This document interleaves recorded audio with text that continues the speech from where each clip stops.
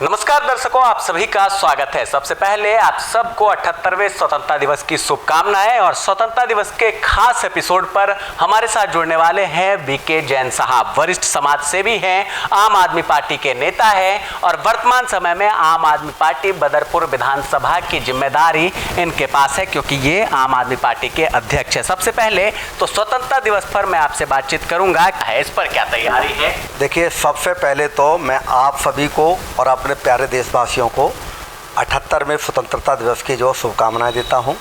और मैं प्रभु से प्रार्थना करता हूं कि हमारे देशवासी जो है हर तरह से सुखी खुश रहें, प्रसन्न रहें और स्वतंत्रता दिवस के इस पावन पर्व पर जो उल्लास में भरे रहें।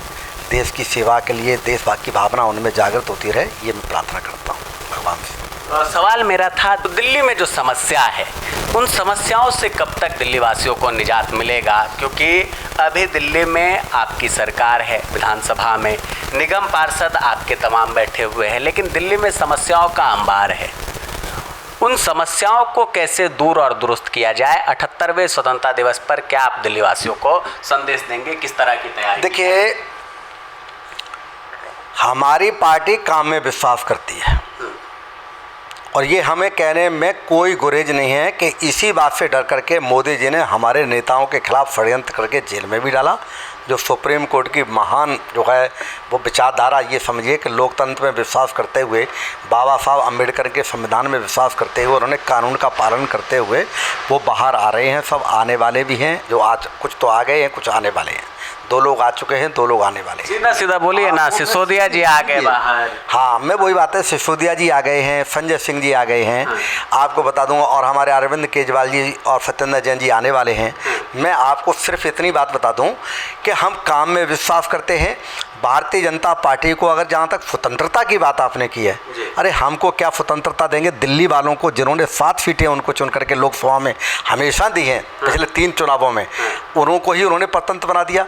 क्या ज़रूरत पड़ी थी उन्हें नया कानून लाने की? क्या अधिकारी जो है वो गवर्नर के अंदर काम करेंगे? क्या गवर्नर साहब को दिल्ली की जनता ने चुना है? दिल्ली की जनता के जिन एमएलए को चुना है उनको ताकत मिलनी चाहिए थी, विधानसभा को ताकत मिलनी चाहिए थी कि दिल्ली की जनता की सेवा बेहतर की जा सके।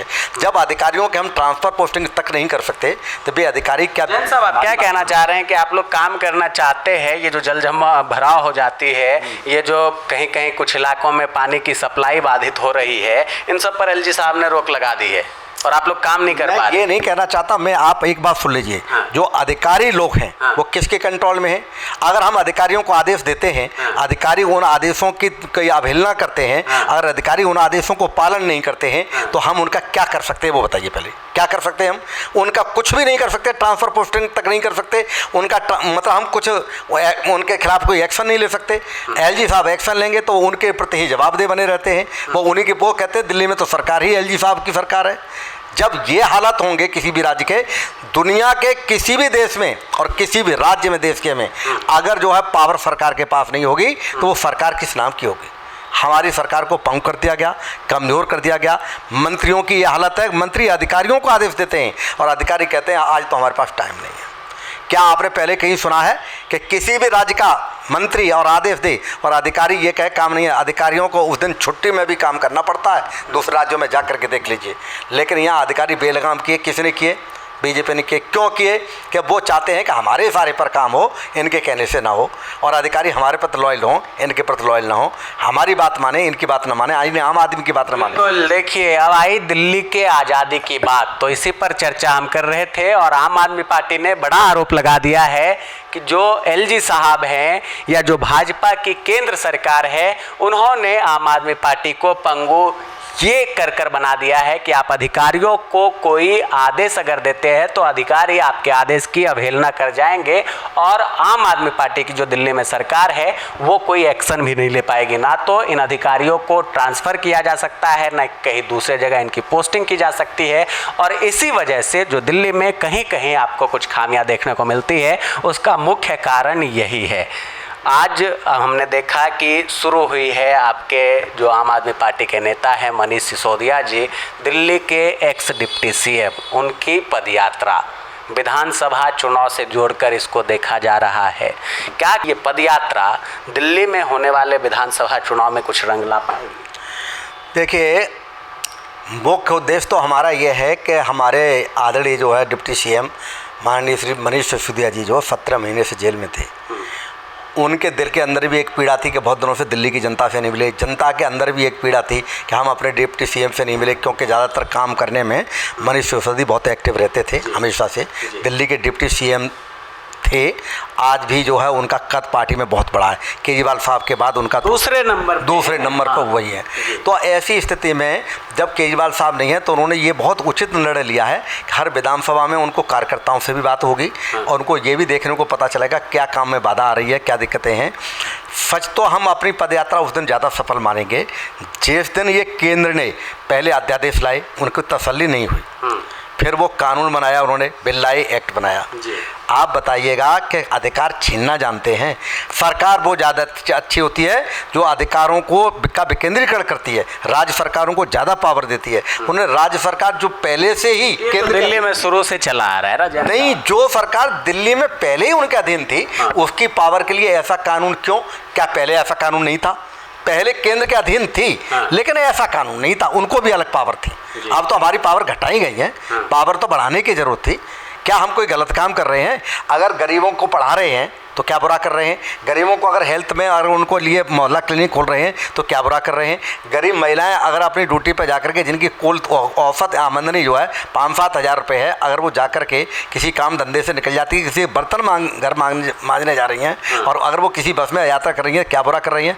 या उनकी इनकम बढ़ाइए। कोई फ्री की चीज़ नहीं चाहिए, दिल्ली की जनता बड़ी स्वाभिमानी, कोई फ्री की चीज़ नहीं चाहिए, इनकम तो बढ़ाइए। केंद्र सरकार के पास सारी योजनाएं हैं, आमदनी बढ़ा नहीं सकते, रोजगार दे नहीं सकते। कौन कह रहा है रोजगार नहीं दे सकते? क्या दिया रोजगार? मोदी जी ने क्या दिया? 2 करोड़ रोजगार की प्रतिवर्ष की बात हुई। ये जो आप देखते हैं हर महीने मोदी जी आते हैं और नियुक्ति पत्र बांटते हैं, ये सिर्फ हमें दिखाई देता है, आप लोग भी देखते हैं? ऐसा है, हम भी खूब देखते हैं, लेकिन 2 करोड़ बटते देखे आपने? और फिर दूसरी बात है, नियुक्ति उसने अपनी ताकत पे ली है, टेस्ट अपने आप बल पे पास किया है। मोदी जी केवल नंबर बनाते हैं भाजपा वाले कि हम नौकरी दे रहे हैं। अरे पहले कभी हुआ? नौकरी हमने भी की है सारी जिंदगी, हमने अपने टेस्ट पास किए, हमें तो कोई सरकार नियुक्ति पत्र देने नहीं आई। अधिकारियों का काम है, जो नियुक्ति का जो बोर्ड है एसएससी है, वो जो है नियुक्ति पत्र निकालती है और वो डिपार्टमेंट उनको नियुक्ति पत्र भेजता है। ये क्या तरीका है कि भाई नंबर बना रहे हैं? अरे नंबर बनाने के बजाय काम दो लोगों को।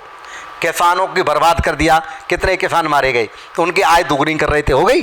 वो कह रहे थे 2 करोड़ नौकरियां देंगे, मिल गए। 2,000 रुपए दे रहे हैं। हाँ, 2 साल के 6,000 रुपए, आप कह रहे कुछ दिया किसान को 2,000 रुपए, 2,000 कह रहे कुछ दिया ही नहीं चाहिए, उसे अपना अधिकार चाहिए। किसान को जो फसल वो उत्पादन करता है उसके उत्पादन में जो खर्चा आता है वो और उसकी मेहनत मजदूरी दे दो। मैं आपको राजनीति में स्वयं छोड़ दूंगा, हिम्मत है तो। अरे किसान को दबा रखा है, किसान का गला घोंट रखा है।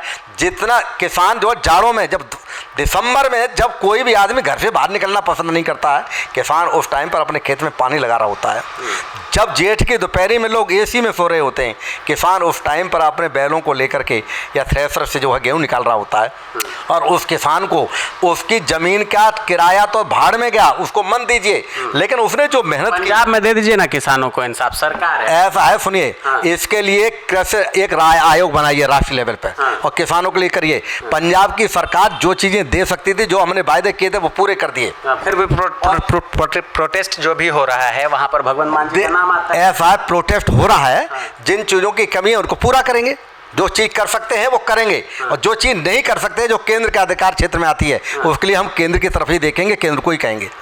आप लोग ये देखिएगा कि केंद्र का कोई काम नहीं है। पंजाब में सारा काम आम आदमी पार्टी सरकार का काम है, केंद्र कुछ नहीं करना चाहेगा। क्या केंद्र की कोई ड्यूटी नहीं है? हम तो देखते हैं कि जब भी बात आती है एमएसपी, तो आप लोग कहते हैं एमएसपी दीजिए किसानों को। आयोग की रिपोर्ट कौन लागू करेगा? मैं आपसे पूछना चाहता हूं। केंद्र सरकार करेगी। हाँ, बिल्कुल करेगी। पहल कीजिए, वहाँ पंजाब के मुख्यमंत्री से लिखवाइए कि हमारी स्टेट देना चाहती है। अरे हमने तो मांग भी कर ली, किसानों ने आंदोलन भी कर लिया। आप हमारे कहने से ये काम करने वाले हैं? ये तो हमारे नेताओं को उठा करके जेल में डालने के अलावा कोई काम ही नहीं करते। गलती करिएगा, शराब घोटाला होगा, आबकारी नीति आएगी, भले ही कथित हो, तो ऐसे तो उठा के बंद नहीं कर दिया। आपको ये लग रहा है कि हमने वो किया है, उसमें जब तब से जो है जांच कर रही है इनके अपने ईडी सीबीआई जो है, भाजपा के 2 ही भाई ईडी सीबीआई, और ये लगे हुए हैं। आज तक इनको कुछ क्यों नहीं मिला? तो क्या क्लीन चिट मिल गई आपको? क्लीन चिट नहीं मिल गई, लेकिन क्लीन चिट भी मिलेगी। ऐसा कोर्ट की समझ में आ गया कि सब चीज़ फर्जी है। एक बार बताइए, किसी को आजन्म आप कैद में रखेंगे सिर्फ ये कह करके कि आपने गलती की है, और ये नहीं बताएंगे कि क्या गलती की है, ये जांच करके नहीं दे पाएंगे कि क्या गलती की है? कब तक चलाएंगे ये गुंडा राज है। जो आपने वायदे किए थे वो पूरे क्यों नहीं करते? हर बार एक वायदा करके आते हो, करते धरते कुछ नहीं हो, क्यों नहीं करते? आपने नोट बंद किया, क्या देश को फायदा हुआ? कहाँ गया वो नोट का हिसाब तक नहीं पता लोगों को। नोटबंदी हो गई, नोट आज भी चल रहा है। आप कह रहे डिजिटल इंडिया बनाएंगे, बन गया डिजिटल इंडिया है? क्या कर दिया? उद्योग भाई, सबसे बड़ी पॉलिसी है कि आप इंडस्ट्रीज को बढ़ावा दीजिए, हिंदुस्तान में बनाइए। मेक इन इंडिया का नारा देने से देश नहीं आगे बढ़ेगा। मेक इन इंडिया को धरातल पर उतारिए, हिंदुस्तान में बनाइए। यहाँ लेबर सस्ती है, बढ़िया बनाइए, सस्ता बनाइए और आसपास के देशों को बेचिए। जो चाइना अमेरिका जैसे देश करते हैं वो काम करके आप नंबर 1 पे आने की कोशिश क्यों नहीं करते हो? लड़ झगड़ करके विरोधियों को जेल में डाल करके नंबर बनेगा देश क्या? देश नंबर तब बनेगा या आप दिल के। चलिए जैन साहब, स्वतंत्रता दिवस है, चर्चाएं और होती रहेगी, पॉलिटिक्स पर और बातें करेंगे। आतिशी जी को झंडा नहीं फहराने दिया जाएगा, कैलाश गहलोत जी को झंडा फहराने के लिए एलजी साहब ने नामित किया। तिरंगे पर राजनीति क्या मानती है आम आदमी पार्टी? कोई फर्क नहीं पड़ता है। हमारे ही सरकार के दोनों व्यक्ति हैं, दोनों ही विधायक हैं। विधायकों का कई अधिकार है, मंत्री का अधिकार है। मुख्यमंत्री जी नहीं है तो जो मंत्री जो है हमारे पास उपलब्ध हैं उनमें से कोई मंत्री कर रहा है, उनका काम ये था, वो केवल विवाद पैदा करते हैं और विवाद करके खुद चर्चा में रहना चाहते हैं। हमारी पार्टी के अंदर वो ये देखा करते हैं कि हम ऐसा करेंगे तो क्या मंत्रियों में कोई विवाद पैदा होगा, क्या पार्टी के अंदर कोई विवाद पैदा होगा, क्या पार्टी के अंदर कोई टूट फूट होगी? न तो हमारे यहाँ तब टूट फूट हुई जब उन्होंने मनीष सिसोदिया जी को बंद किया, सत्येंद्र जैन को बंद किया, उसके बाद संजय सिंह को बंद किया और उसके बाद जो केजरीवाल साहब को बंद किया, और जब वो बाहर आ गए तब भी तोड़फोड़ नहीं हुई। अब ये देखा करते हैं कि किसी न किसी तरह से इनके भीतर किसी न किसी तरह की जो है खींचातानी पैदा कर दो, और वो हो नहीं पाता क्योंकि हम लोग निकले हुए हैं आंदोलन से और हम लोगों को देश प्रथम है, राजनीति बाद में। बिल्कुल, तो आंदोलन से निकली हुई पार्टी आम आदमी पार्टी है। जैन साहब का ये कहना है कोई टूट फूट नहीं होने वाली है, चाहे भाजपा कितनी भी साजिशें कर ले, दिल्ली का विकास भी होगा और दिल्ली की जो समस्या है वो भी दूर होगी। एलजी साहब से इन्होंने थोड़े ध्यान देने की बात जरूर कही है कि आप दिल्ली सरकार की तरफ भी ध्यान दीजिए, काम करने दीजिए, काम करने दीजिएगा तो दिल्ली को और बेहतर बनाया जा सकता है। स्वतंत्रता दिवस पर इन्होंने सीधे तौर पर कहा कि हमारी पार्टी का कोई भी नेता, कोई कार्यकर्ता झंडा फहराए, कोई फर्क नहीं पड़ता, आम आदमी पार्टी तब भी एकजुट थी और आज भी एकजुट है। आप तमाम दर्शक बने रहिए देश और दुनिया की हर इंपॉर्टेंट खबर को देखते रहने के लिए। कैमरा पर्सन राज के साथ मैं अभिषेक कुमार।